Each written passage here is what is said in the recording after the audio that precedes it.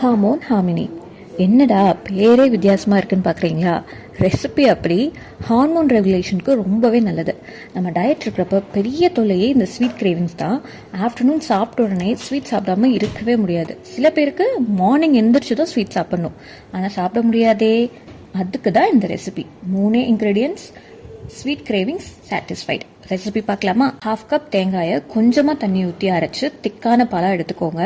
அதில் 3 table spoons chia seeds போட்டு 1 hour நல்லா ஊற வச்சிருங்க. 1 hour கழிச்சு இதில் கொஞ்சம் ஃப்ளேவருக்கு vanilla essence, 2 teaspoon cinnamon powder, வேணும்னா ஹனி ஆட் பண்ணிக்கோங்க.